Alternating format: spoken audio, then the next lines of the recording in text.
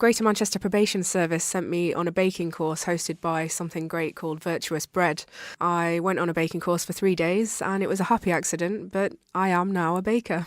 They were very good in that while I was job hunting and kind of going to mental health and drug rehabilitation, and my time was very packed with these kind of therapeutic ways to rebuild my life. So putting me on a bread making course may sound very random and a strange thing for an offender to do, but absolute genius on their part, no. I always thought baking was a bit of a disaster waiting to happen, and up until that point it had been, so I'd avoided it like the plague, but I'm good at it, I love it, and I would encourage anyone else to give it a go. Tell us how you ended up getting involved with probation anyway. Tell us about your offence and your brush with the criminal justice system. Yep, well, I committed a crime. It was fraud. I was sentenced in the Crown Court. I received a suspended sentence with supervision, compensation order, the whole shebang. A very kind of hard-bearing episode of my life, which I certainly won't be repeating, but in a very backwards way, it's been the best thing that ever happened to me. You must have been scared that you were going to go to prison, I guess, were you? I was absolutely terrified. Moderately accepting, to be honest. I had my bag packed. I was ready to go, as ready as you can be for that sort of thing. As a first-time offence, I was well within the criminal guidelines to go to prison. So I was very fortunate to have been given a second chance to stay on the right side of the bars, really. So you were involved in the drugs world as well, were you? Yes, to be honest, it was the cocaine addiction that fueled the bad behaviour. I was absolutely living in a world of escapism and denial and just general stupidity where, it was everyone's fault, but not my fault. And thankfully, with some intensive drug rehabilitation, 100% clean and will remain so for the rest of my life. So I've been very lucky with the help that I've got, to be quite honest. You're very confident that that's it, you've given up. How can you be so confident, and how did you manage to kick the drugs? I got to the point where I was so ashamed of what I'd done, the crime I'd committed. I'd got to a point in my life where nothing was real. It was all completely fake, lies, lies, lies, and it was just enough. For me, I was very lucky, and I say that frequently, that I had this realisation it was now or never. And I think at the age of 26, to have had the opportunity to find myself and stop myself and really pull myself out of what could have been a very, very, very dark future for me, it could have gone horribly wrong, but thankfully I made the decision. And I think if you have the power and you have the determination, that's all you need to do. You just need to say, stop. Okay, and you did. You stopped, and instead you started making bread, and that's gone rather well for you, hasn't it? Tell us what's happened then since you left that course that the probation put you on. Yep, well, I carried on baking at home in my little student accommodation flat, which was interesting, in a very small oven. I did one local market just to test the water, and the community in Manchester welcomed me with open arms. Loved the bread. I love the atmosphere because, people are supportive and it's something I'd never experienced before. I've lived in Manchester my whole life, and these people were encouraging and kind words, and the market community in Manchester is a strange one because we're all in it together, and it's completely infectious and it makes you want to work harder and try harder, and I thought, this is for me. So I did. So what sort of products were you making? Did you do cakes or scones or other stuff? No, I'm literally just a bread girl. Soda bread's my biggest seller. I do some off-the-wall things like dark chocolate and orange, which is my biggest seller. That sounds good. That toasted or in a bread and butter pudding will blow your mind.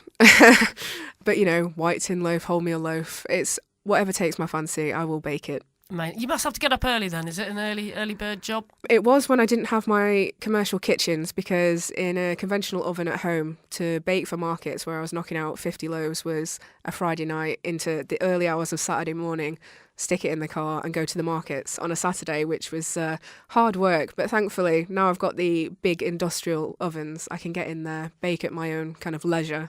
Honestly, you wouldn't think of it as a job. It's an absolute joy.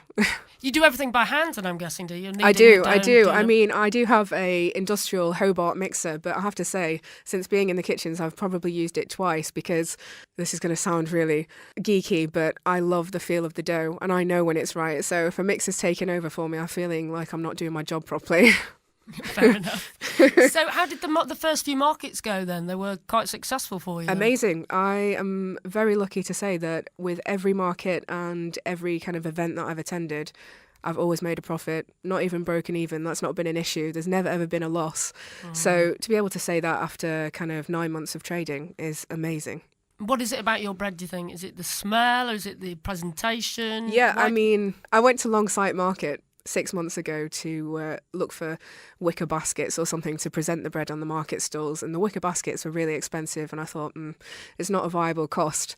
And then I saw this quirky suitcase, and I asked the man how much it was, and it was £2. And this suitcase has kind of become the visual image for the Barker Baker, because I have this beautiful vintage suitcase now which I fill with soda breads, and everyone comes to the store and says, "Oh, you're the girl with the suitcase." You were making enough money to live on, were you? Yep, I mean, that's the thing, especially with this compensation order, which I was served with in the Crown Court, quite rightly so. It's given me kind of enough money to sustain myself, be a good girl, pay the rent, things like that, but also to pay my debt to society and to the victims, which obviously is one of the reasons I wanted the Barker Baker to do so well.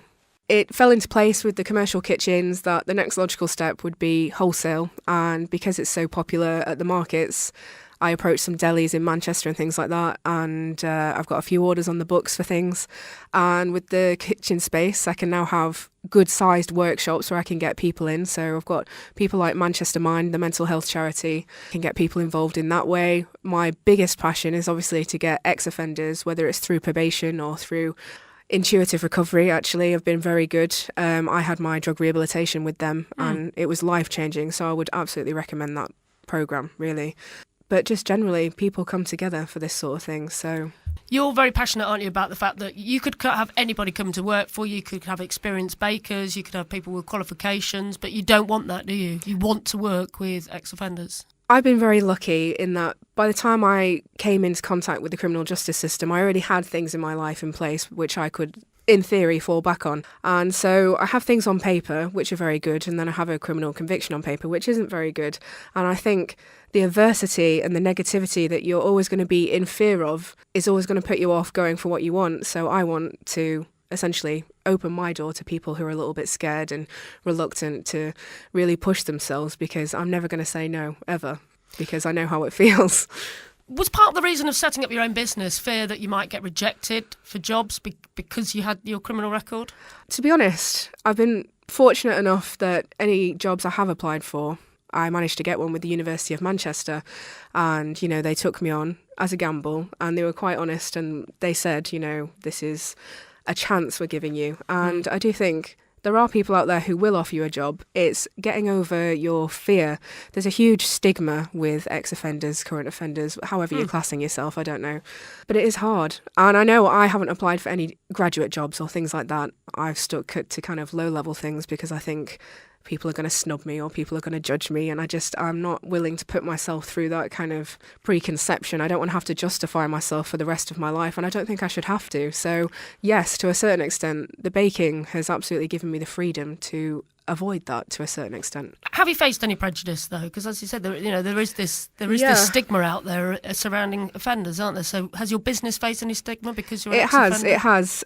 With the bits and bobs in the press and things like that, I've had a few people who, especially surrounding my compensation order through Twitter, supporters kind of put together a crowdfunding platform to make money to pay my compensation to give me kind of a break, which was just insane. And, they raised £600 to give to the court on my behalf, complete strangers. Wow. And I thought this was a beautiful thing, and it absolutely is.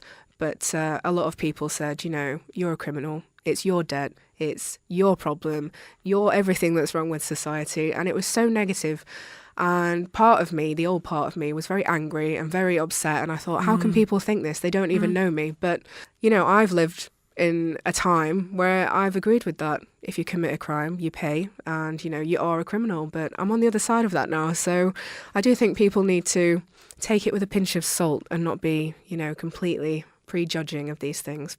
Okay, what are your hopes and your dreams then for the future of your baking business? Yeah, well, the Barker Baker, I want more workshops, I want more people in the kitchens, I want more markets, more wholesale, more is essentially what's going to happen. In 5 years' time, I want to have roots in Manchester, and I want this to go national, because I really think the power of baking has got huge potential. Fabulous. Well, you're such an inspiration to people listening, I'm sure. What one bit of advice would you give to someone listening to this, still inside at the moment, but hoping to set up their own business on the outside? What advice would you give them? Don't ever give up. I know it's completely hard, but the only utensil you'll ever need to make a success is you. And as soon as I got my head around that I don't need to depend on anyone, because I know it can be very lonely and you feel like you need other people and you need the support. It's not entirely true, because your destiny is in your own hands. So I just think if you've got it, go for it and don't look back.